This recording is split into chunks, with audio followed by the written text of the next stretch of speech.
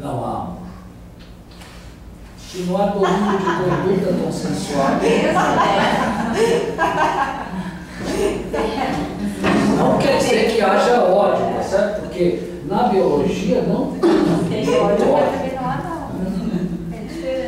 Tem a figura da indiferença. Se não há consenso, é porque não houve um reconhecimento. A compaixão não é o... Eu estava vendo isso. A compaixão é o reconhecimento do outro.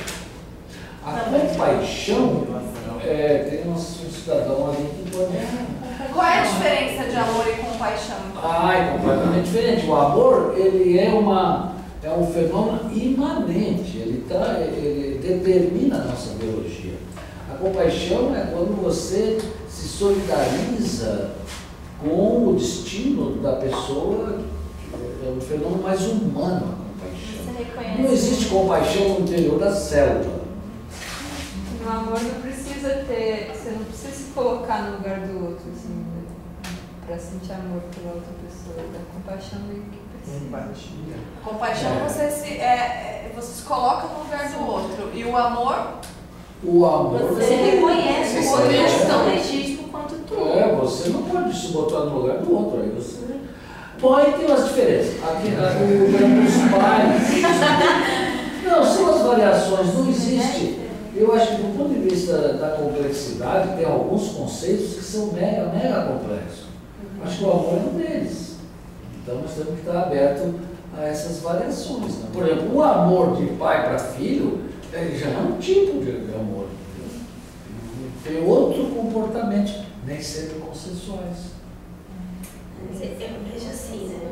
O amor ele é um fenômeno biológico, ele está dentro da gente. É parte da nossa biologia, da nossa natureza.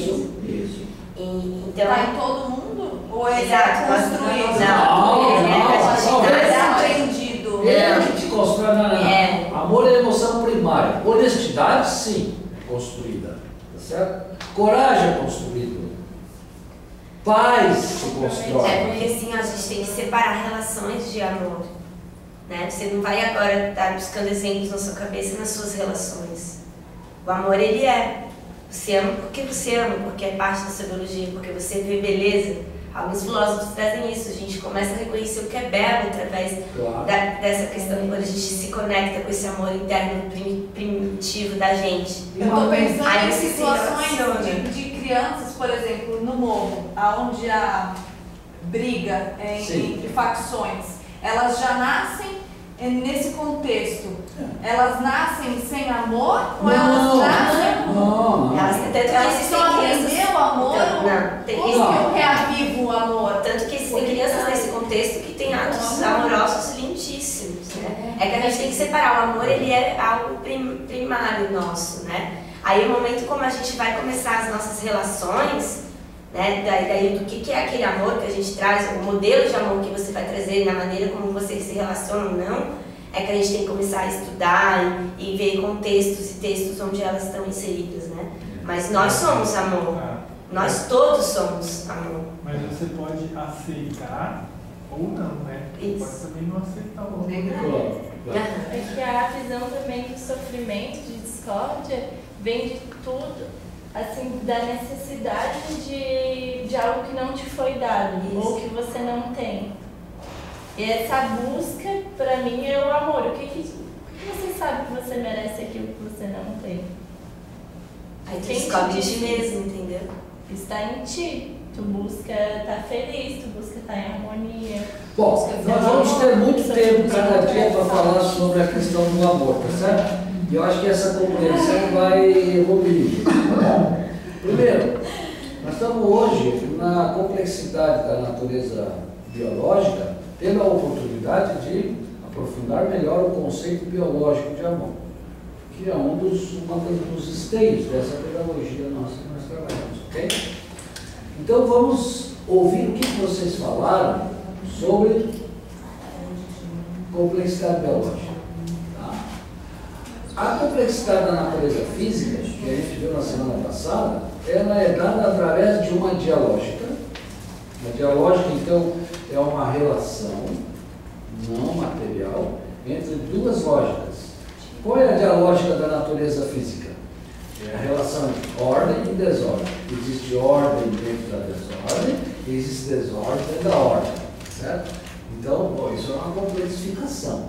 Significa duas sinapses. Sempre que tu ouvir a palavra ordem, vai estar junto à desordem. Eu tô olhando para a Via Láctea, o universo é uma desordem. Opa, a Via Láctea é muito organizadinha. Meu Deus. A Via Láctea é de uma organização e depois é linda. Né? Mas e onde é que está a desordem? A desordem está lá dentro, pode ter certeza, mas está em ordem. Então essa aí é da ordem e desordem. Agora, na complexidade da natureza biológica, nós estamos criando uma dialógica, ou seja, duas sinapses simultâneas entre o quê? Autonomia e ecologia. A autonomia, nós estamos falando toda a vida, autonomia, nós somos autônomos, está na hora de puxar o tapete. Como é que a gente puxa o tapete? Da arrogância da autonomia? Porém independente. Não existe. Não, puxar o tapete mesmo. É tudo, esse aqui falou desconstruir, né? Então, vamos desconstruir. Vamos desconstruir toda a beleza da autonomia. Olha que coisa idiota. Mas puxar o tapete é dizer o seguinte: tu valoriza a construção da ideia da autonomia. A autonomia é dada pela autocriação, pela autodeterminação, pela auto-organização, pela clausura operacional. Meu Deus, nós somos autônomos, pá. Aí chega agora Israel, só é autônomo o quê? O que tem clausura operacional, Não, que é dependente. sim, exatamente, tudo isso aí. E agora eu estou dizendo que não é isso. Só é autônomo quem vive, quem reconhece, quem convive, quem reconhece a sua dimensão ecológica. Não existe autonomia despregada, entendeu? Sem viver num ecossistema. Vamos falar as palavras agora. É isso que vocês estão. Bom, esse é o fundamento do Morin. Morin vai dizer que nós temos um vazio pedagógico. Isso é muito forte. Você que é professor ali, tem um vazio pedagógico. Ele vai escrever depois um livrinho lá, 7 saberes necessários à educação do presente. Então, tem um vazio pedagógico no presente. Nós não falamos com os nossos jovens, com os nossos engenheiros, meu Deus, com os padres, a gente não ensina ninguém a ver isso. A gente só dá força para a autonomia, precisamos ser autônomos. Não existe autonomia sem a ecologia na qual ela se realiza. Que é um contexto, mais do que um contexto, é um contexto adjetivado. Não existe autonomia sem a ecologia na qual a autonomia se realiza. Ok? Então essa é a síntese deste livro maravilhoso, dessa ideia maravilhosa da complexidade biológica. Para nós entendermos essa frase, nós precisamos entrar na intimidade da complexidade biológica. Ok? A vida é tudo dentro de um ecossistema. A vida é uma... sem um ecossistema não há vida. Não tem. Ok? Então vamos ver aquele grupo ali, quem é? Por favor, Marcelo, lê aí. Tá, pode ser. Atenção, vamos valorizar esse grupo agora. Então, olhando para esse grupo. Oi. O nosso grupo que escreveu à esquerda foi escrito dessa forma incrivelmente organizadinho. Tá bonita, né? É que a pessoa foi muito bem escolhida. O grupo está ganhando o elogio todo, mas é claro. Então, nós somos condicionados geneticamente, mas não determinados física, biológica e ecologicamente. Através das interações entre as dimensões individual e coletivo, essas interações vão propiciar a organização de toda a matéria viva na biosfera dessa forma. A ecologia É uma emergência entre as dimensões. Um pouco complicado. Tem um ponto em algum lugar ali. Vamos Dessa forma. A ecologia como emergência. Bom, comentários, críticas, valorizações pedagógicas, né? Valorizações pedagógicas. É isso que nós estamos fazendo. Mas Os não outros. Tá, a gente. Normalmente, vocês escutam. Você tá lendo? Não, pessoal, tá lendo. Não, vocês podem pensar, né? Eu acho que o ecossistema. Olha, depois dessa forma ele tem um ponto.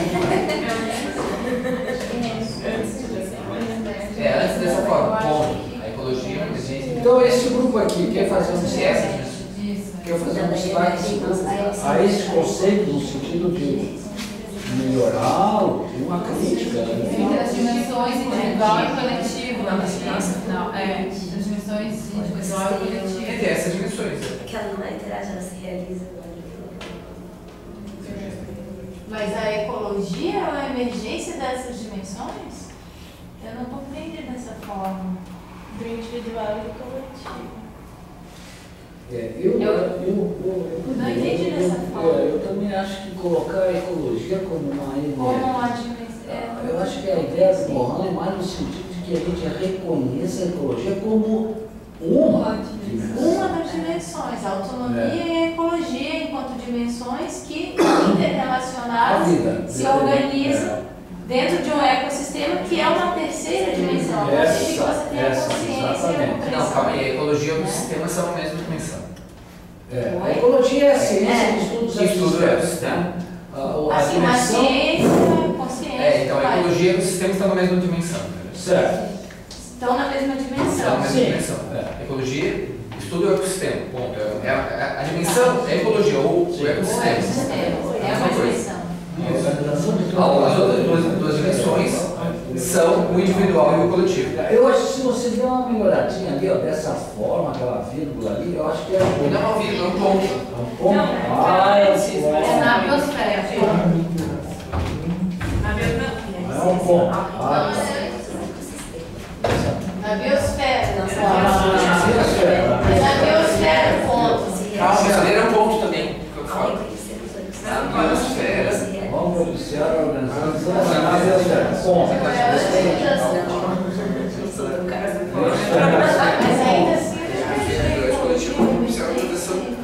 A biosfera. Ponto. Aí. Dessa forma. Para de fazer essa. Eu acho que essa frase aí também não está legal. Mas vocês podem pensar em fazer. é que a gente pensou, entendendo essa frase que diz aqui, que a ecologia, enquanto ciência com consciência do seu contexto, ecossistema e continuidade, integradora das emergências da vida, que é uma emergência entre o que ele falou antes, que é individual e o coletivo. Que a gente entendeu dessa frase. Então, não sei se... Põe de novo, fala mais uma vez. A ecologia, enquanto ciência com consciência de seu contexto e ecossistema, enquanto unidade biogeoquímica integradora das emergências. Sim, mas é que está, ele está dizendo, ó, o ecossistema enquanto unidade integradora das emergências da vida. Passam a ser a terceira dimensão da vida. Então, o ecossistema integra as emergências de todas as vidas. Então a ecologia não pode ser ela uma emergência. Não. Ela é uma ciência. Então, como o ecossistema é uma emergência, como ele é uma materialidade, o ecossistema, entende? Ele tem um princípio de realidade, não é humano, é humano, uma floresta é uma floresta.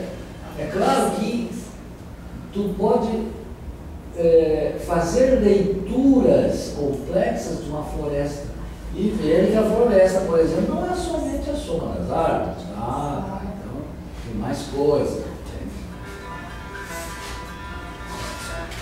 Essa ideia de emergência, a gente tem que ir e vir com ela.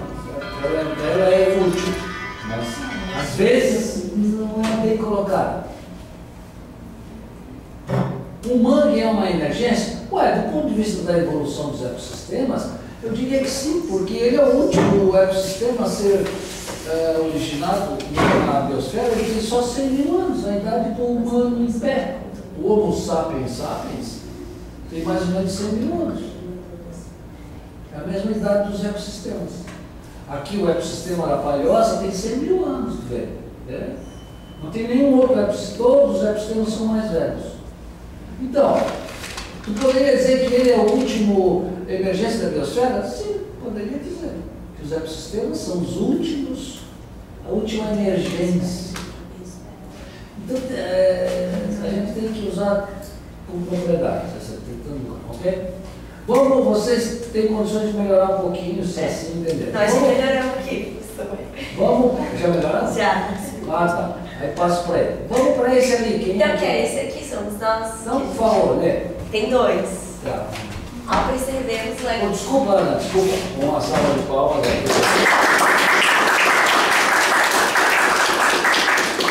Sim. Ao percebermos o ecossistema, nossa autonomia interage e emerge em nossas relações de convivência com a biosfera. Daí a gente viu que estava meio confuso e vago, e aí a gente reformulou. Ao reconhecermos o ecossistema como terceira dimensão, a autonomia se realiza e emerge em nossas relações auto-ecorreguladoras na biosfera.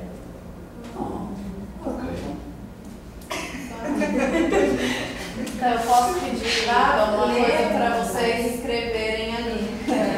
Ok, enquanto vocês escrevem aqui, palmas aí. Agora, esse outro ali, por favor. Quem é? Sim. Natália, pode ler. A vida convida a vida a viver consciente de sua autonomia, dependência e sustentabilidade. Poesia, né? Também aceita. A poesia, sem dúvida nenhuma, é uma forma de a gente tentar passar essas ciências todas, sem sombra de dúvida. Mas traduz assim um pouco. O grupo fala? A gente falou dessa ideia de conexão, né, das relações. A gente até colocou Tá vendo? da consciência dessas relações entre o ser autônomo e o ecossistema. Só um pouquinho, Antônio. Tu vê a importância de uma palavra. Por que a noosfera? Por que eu quero que vocês comecem a usar pedagogicamente pela bola? Olha lá, Ana Gabriela, não está a conexão ali. Não tem nenhum conceito. Olha só. E é uma palavra crucial. Entendeu? Então, a importância pedagógica da noosfera é você valorizar a noosfera com as palavras-chave, tanto do texto quanto das participações. Porque ela é que vai ser o elemento de valorização pedagógica. Tu agora puxou e aí me conectei. Conexão. Pô, não está aí, cara. E ela é uma palavra-chave. Ô professor, mas interação não é... Um momento. Voltamos à pedagogia do líder. Isso é muito legal, né? Tu chega lá no Google, o que é o Google? O Google é uma... É o que une... É uma interação. É o que os físicos chamam de força. Força. Entendeu? Força nuclear forte. O Globo é a força nuclear forte. É uma interação, segundo os físicos. Sabe? Não visto. E a conexão é Não, não diferente. visto. É uma realidade não material. É uma interação. Ok? Mas a interação... Mas isso não é conexão. Conexão é uma coisa mais ampla. Pode ter conexão entre interações. Conexão. Interagindo aqui. Interagindo, mas eu tô viajando lá no... Conexão é junto. Eu não tô conectada assim pertinho.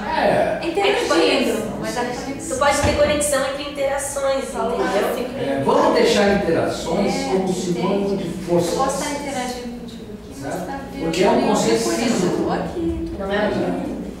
Conectada com outra coisa que me mostra. Mas é diferente. É uma conexão da minha natureza. É no fundamento. Sentimento. Aí já é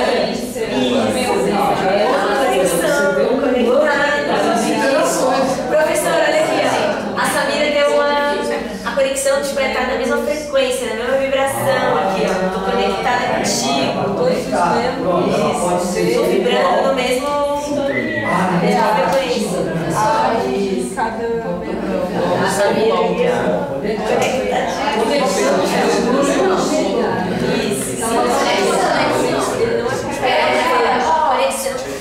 Professor, e o religar?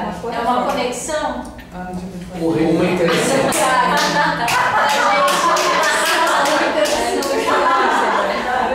Você vai ficar com o dever de casa porque ela que está falando, tá certo? Ô, Natália, você A gente vai... interrompeu a Natália. Eu vou continuar o que vocês falaram. A gente colocou esse religare como convite da vida a viver consciente. Claro. Então a vida convida a vida. Tem 3 vidas ali. Mas aqui, ó, Natália, tu vai ficar com o dever de casa aqui para essas moças, que é o seguinte, tu vai criar lá sei lá, um preze, uma coisa que ligue interação, conexão e religar. E dê exemplos disso. Dê exemplos. A Samira agora falou um conceito belíssimo de conexão. Entende? Ou esse aqui falou do ayahuasca lá, que dá um gás na interação. Tu toma um ayahuasca, vai dar um gás. Também tudo. O ayahuasca é o melhor exemplo de religar, conexão e migração. O ayahuasca, ele ativa os dons.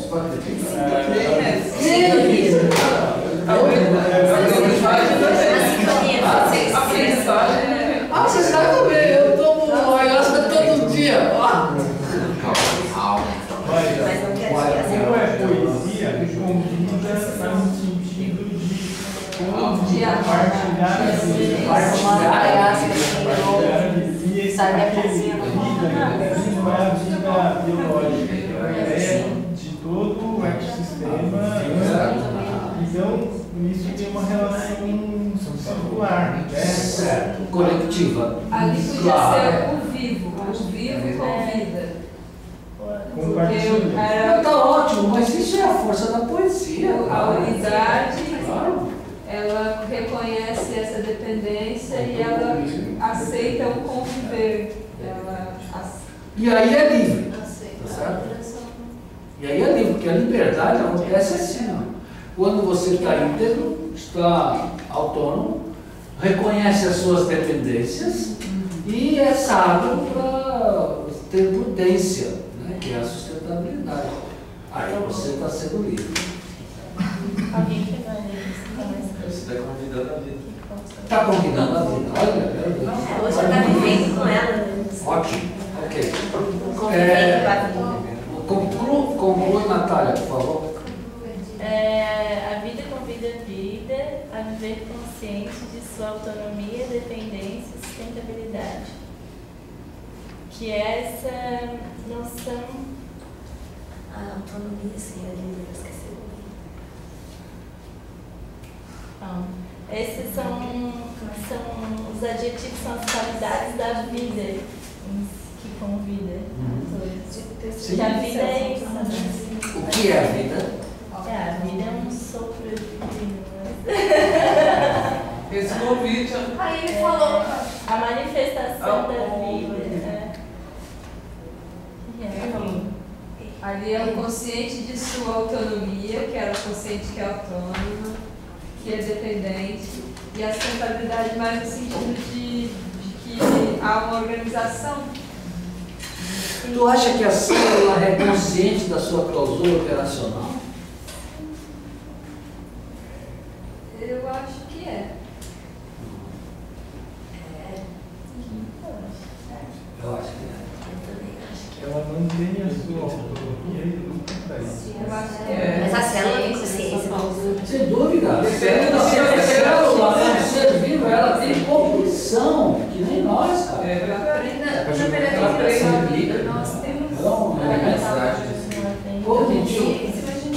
tu acha que nós estamos assim? Porque ela está 4,6 bilhões de anos trabalhando, não é, mestre? Trabalhando dia e noite, 24 horas por dia, cara. Então, E aí tu fica achando que tu é o rei da cocada? então, mas olha só, mas nós que temos a tal da consciência, nós mesmos não nos reconhecemos como. Acho que o ser humano não se reconhece. Mas, de repente, não é esse o problema, a problemática do Isso. ponto da gente compreender essa pedagogia para trazer esse... Porque a célula compreensão. A célula está lá bombando. Mas nós mesmos não. Claro. É o que ele quer dizer justamente que a gente não é tão evoluído quanto o céu.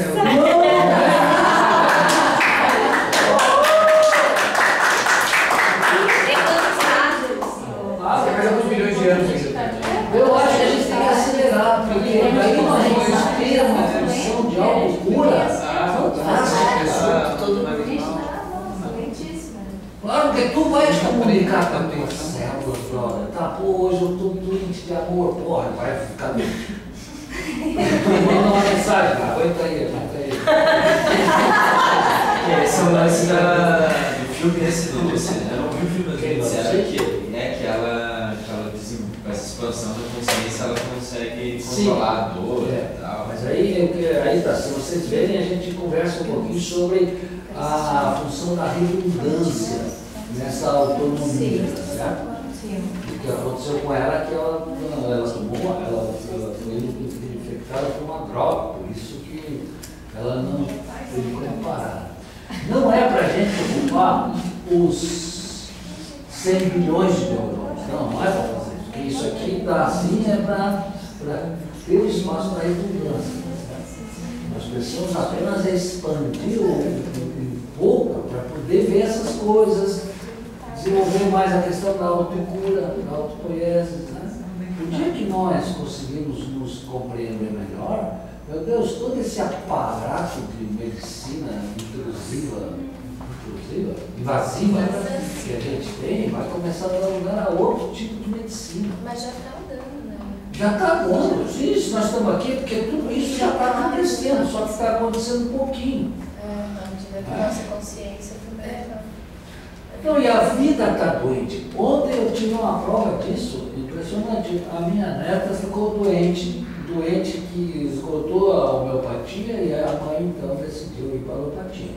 Aí procurou o HU, chegou no HU e não deu, porque tinha 200 crianças para ser atendida. Aí foi um percorrido aqui nas clínicas infantis.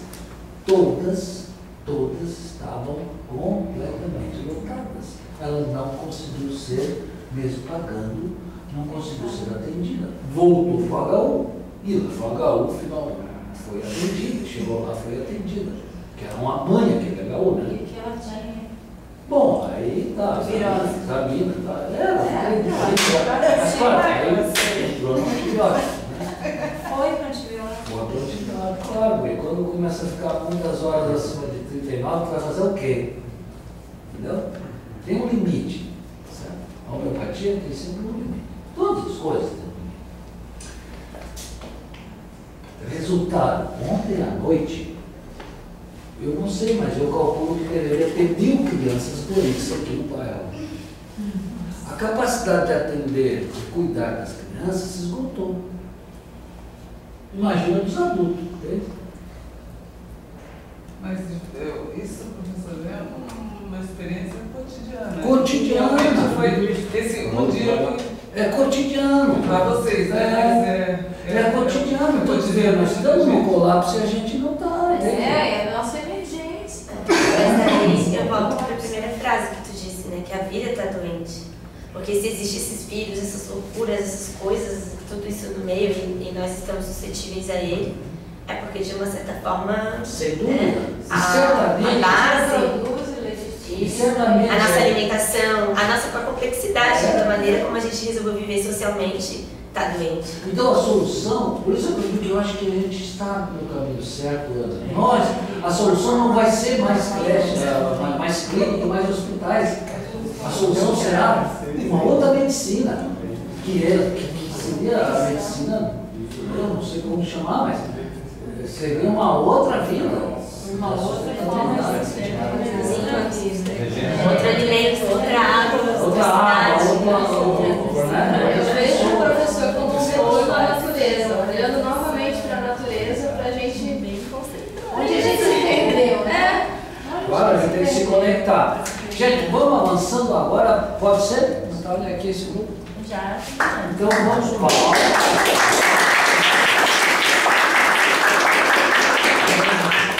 Este grupo ali que falou. A gente se perdeu de ser, O grupo de vocês que falou. Somos nós, eu estou copiando Quem vai ler? A complexidade da vida se dá pela relação interorganizacional entre autonomia, ecologia, e isso acontece através de um contexto pedagógico entre as relações conceitual e cognitivo, que o conceitual seria o religar de eu comigo mesmo e o cognitivo de eu com a natureza. Pô, que legal, vocês usaram bastante coisa do texto mesmo. Sinal que você viu, vocês são professores, né? Professoras?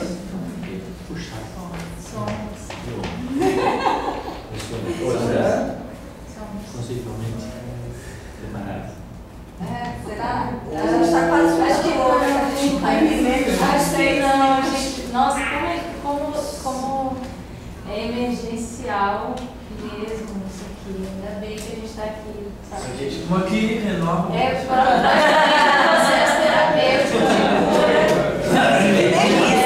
Isso aqui é uma medicina, isso aqui é um pedaço. E que delícia estar aqui, porque eu não conheço nenhum professor que dá uma aula tão gostosa, que a gente fica sorrindo a aula inteira. Assim, eu tenho uma aula de sábado que é sobre ecologia,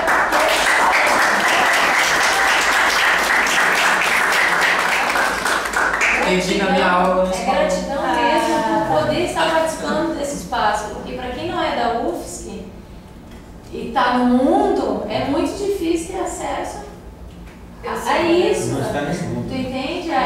Então, gratidão por ter aberto a comunidade em geral, que queira Aí veio participar. uma pessoa, duas, três, Mas legal. gratidão pela oportunidade, né? Obrigado.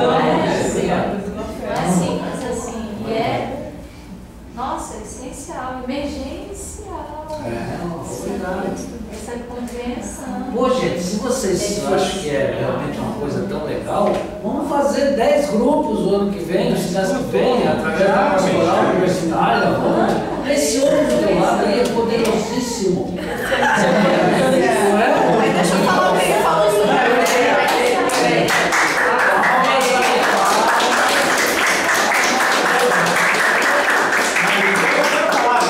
Esse homem é poderosíssimo.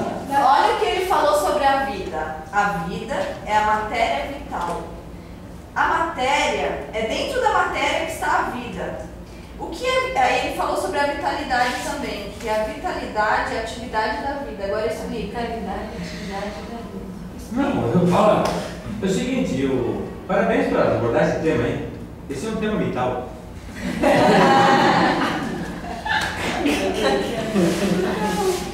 Não dá ponto sem nó, Esse é um ponto tema sem vital. nó, né? É um tema vital, não é isso? Eu sei, cara. Ele é um tema vital para compreender a vida. Não, é verdade. E há sempre uma dicotomia entre aquilo que é vida e matéria. Então, matéria aqui e vida aqui. Pensamento aqui e matéria aqui. Isso aí é o grande desastre da humanidade. Separar as coisas. Espírito aqui e matéria aqui. Separar espírito é bom, matéria é ruim. Isso é um erro. É um erro de pensamento construído ao longo do século. Não existe separação entre matéria e espírito, entre matéria e pensamento. Existe uma unidade vital. A noosfera, a esfera do nous, a esfera do conhecimento. Nous é conhecimento, não é isso? É a esfera do conhecimento. O conhecimento, você não encontra ele solto, velho. Isso. Não é isso? Onde é que está o conhecimento?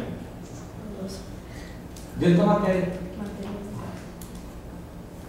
Nós somos matéria, mas do que é feito o ser humano? Energia condensada. A água, quanto de água? 70? Carbono, não é isso? Isso. Ferro. E assim por dentro. Oxigênio. Nosso pensamento está solto por aí? Não, está dentro da matéria. Não é isso? Ele está dentro da matéria. E ele é produto da matéria. O pensamento, ele é matéria organizada. Quando é que surgiu o lampejo do processo reflexivo desse ser humano que evoluiu? Não tem uma tal de Lucia ali? Tem, é Lucia. Não teve? Ali nas estepes da Etiópia? É. Quanto? 50 mil anos. Atrás. Quer dizer, a matéria vai se organizando de tal maneira que ela tem dentro dela a força vital. Do chamado processo evolutivo da organização. Nós tínhamos antes, no começo, a cosmogênese, a gênese do cosmos, não é isso? Quantos milhões de anos? 4,6 mil milhões. A cosmos, então a gênese do cosmos, não é isso? Depois temos a antropogênese, né? Essa é recente. É nova. É? O senhor está falando que o pensamento está dentro da matéria. Claro. E como o senhor explica, na última roda que teve na despedida da semana passada, que várias pessoas falaram assim, ela falou as pessoas que estavam uma do lado da outra, uma falou o que a outra estava pensando. A conexão. Me diga uma coisa, o seu pensamento está onde? O seu pensamento está onde? Está sério? Está dentro de você. Está dentro de você. Então o que nós estamos fazendo aqui? Nós estamos ampliando o conhecimento. Não é isso?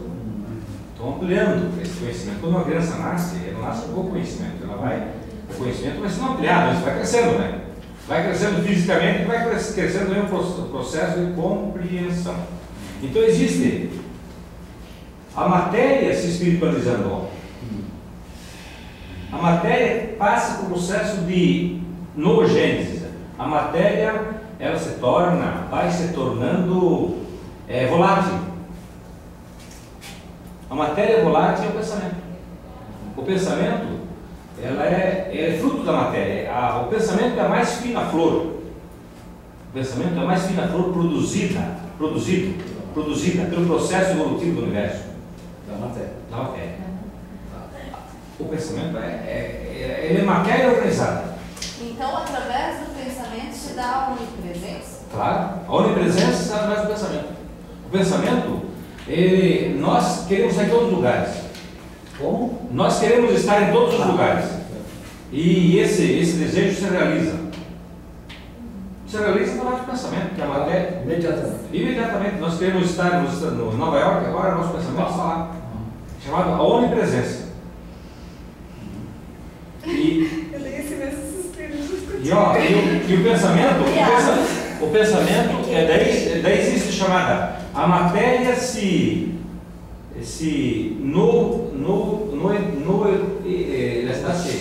tornando pensamento.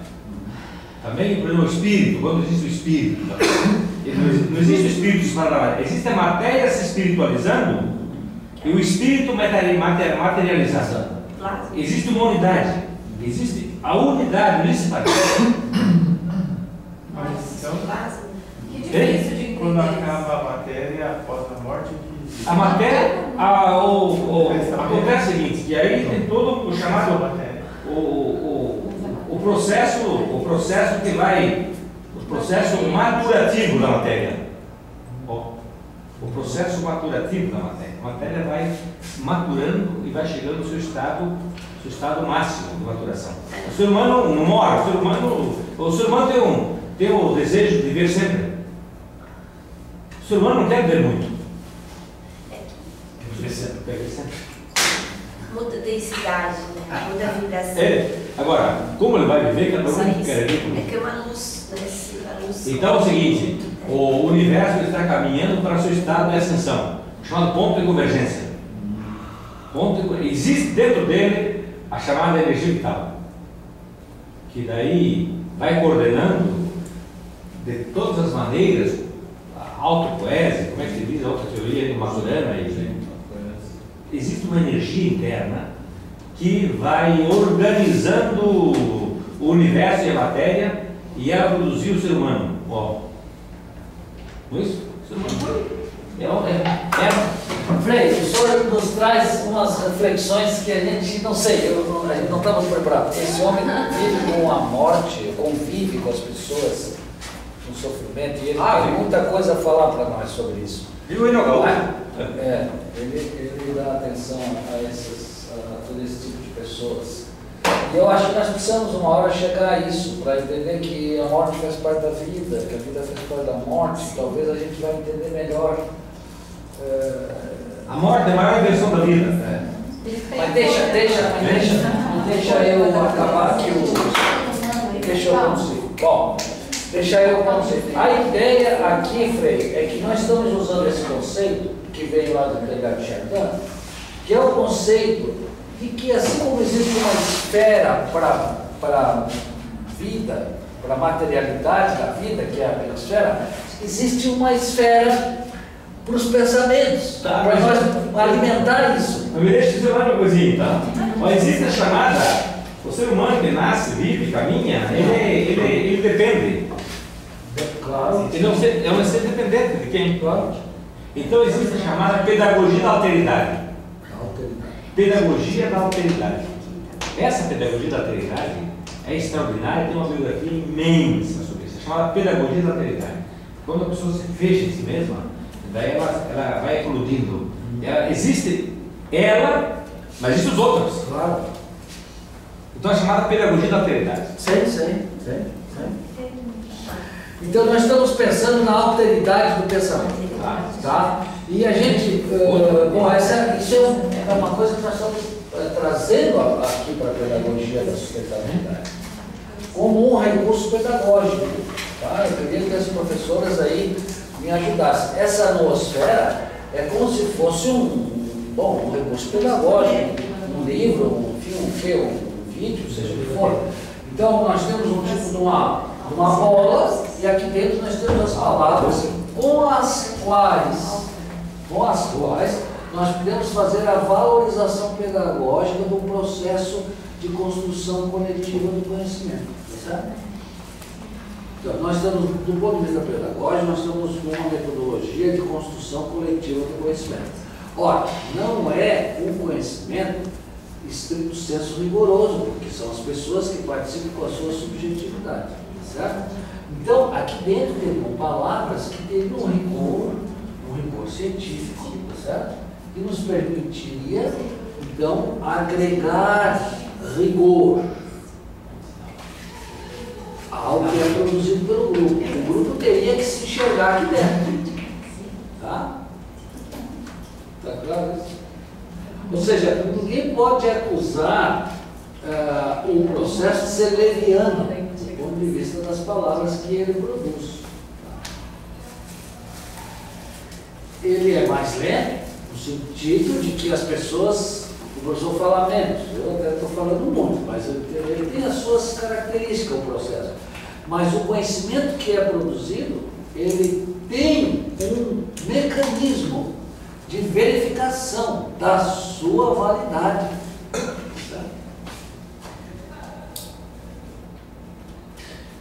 Tu justifica a participação e mostra que ela é rigorosa, tão rigorosa quanto se fosse uma prova. A atmosfera é a nossa prova diária. A gente não precisa fazer prova mensal ou prova temática. Cada um faz a sua prova. Então, Marcelo, pega lá o teu conceito e aplica a atmosfera. Tu vai ver que ele está meio longe, entendeu? Está meio longe. Bom, então busca umas palavrinhas e melhora o conceito. Vocês que fizeram uma poesia, perfeito. A gente bateu palmas, tá certo? É um verso. Bom, mas agora você faz o discurso sobre o verso, entendeu? Tá certo? Então a pedagogia permite que tu faça poesia, que tu faça dinâmica, não tem problema. Só que depois tu tem que valorizar isso aqui. Ou seja, dar espaço para a reflexão. Esse é do casamento. Do jovem, da criança, de ti mesmo. Bom, tudo isso que nós estamos trabalhando aqui se enquadra dentro dessa ideia de construtivismo, certo? Tem um grupo de pessoas que se situam dentro dessa ideia construtivista. Mas, enfim.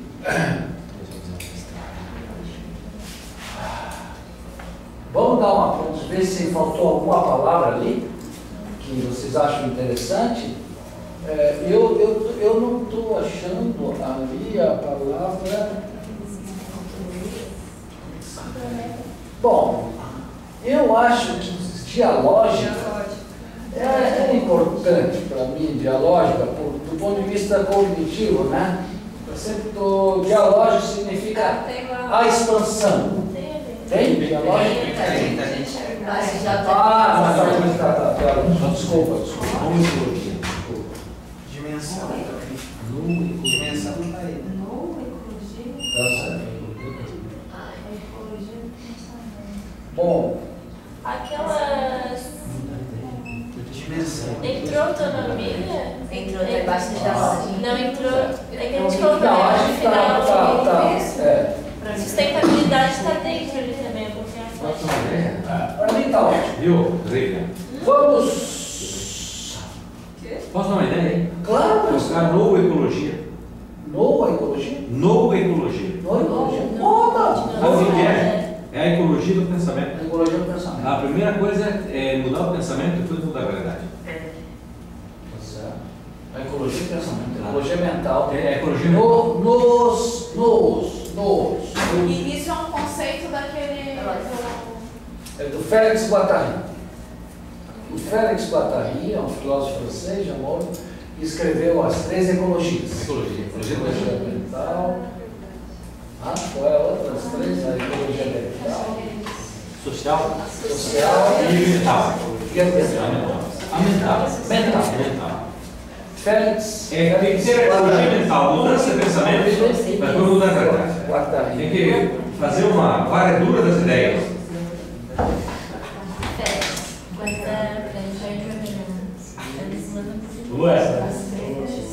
Ecologia mental. Começar por aí. Claro, tem que mudar as ideias primeiro para mudar a realidade. Bom, amigos, então vamos fazer um encerramento da aula. Aproveitar a aula social e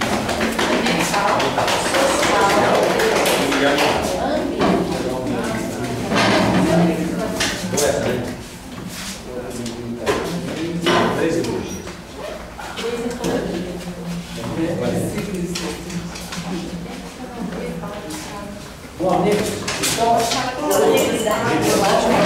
uma variaçãozinha da aula.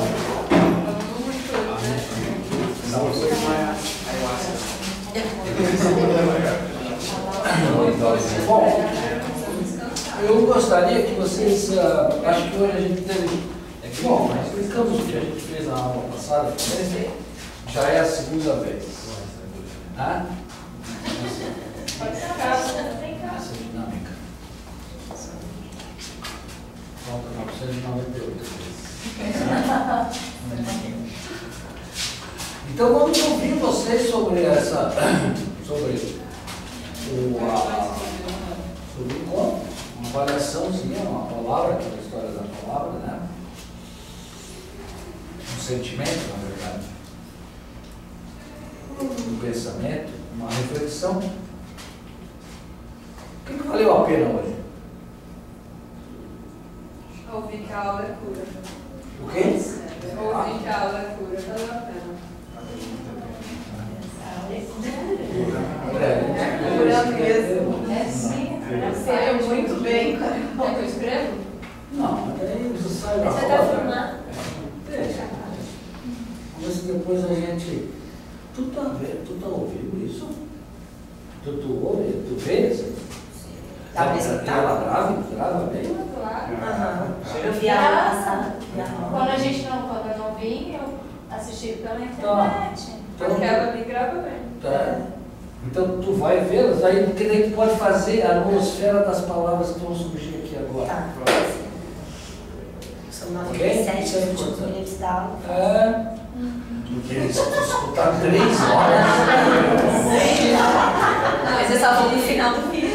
Pois é. Foi o vídeo, vai ficando na casa. Não, é só dessa parte aqui. Então a Lívia já começou. Cura, a palavra da Lívia, ok? Aline, pode continuar contigo. Tá alta? Não pode, não precisa ser contigo, não. Facilitar o trabalho da amiga, né? É. Bom, ela começou por aí. Eu gosto de começar por aqui para fechar. Então, Samira, vamos começar por aqui. Samira.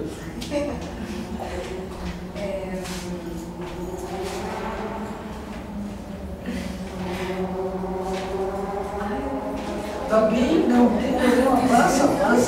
Autoconhecimento. Autoconhecimento. Quem falou? Vamos dizer o nome, a gente se afirma, é legal. Evelyn.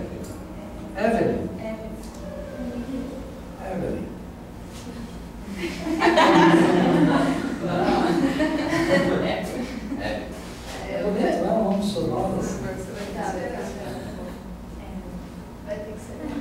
Autoconhecimento, por quê? Autoconhecimento. Nós não temos a ver. Autoconhecimento. Exatamente. A gente não usa o autoconhecimento. Eu não uso essa palavra autoconhecimento. A gente trabalha essa ideia do religar. Do religar com a sua natureza física, acontece o religar consigo mesmo. Aí depois tu vai então construir o religar com o outro, com a natureza, e finalmente o último é o religar com o teu próprio espírito. Então o Mohan, ele nos motiva a 3 movimentos de religar, ou seja, de integralização de nós mesmos. Né? O religar consigo mesmo, o religar com o outro, e o religar com essa ideia de evolução espiritual. Quando tu chega nessa ideia da evolução espiritual, tu encontra a palavra humanidade. Isso é muito forte. Nós vamos chegar lá, que é a próxima semana. Professor,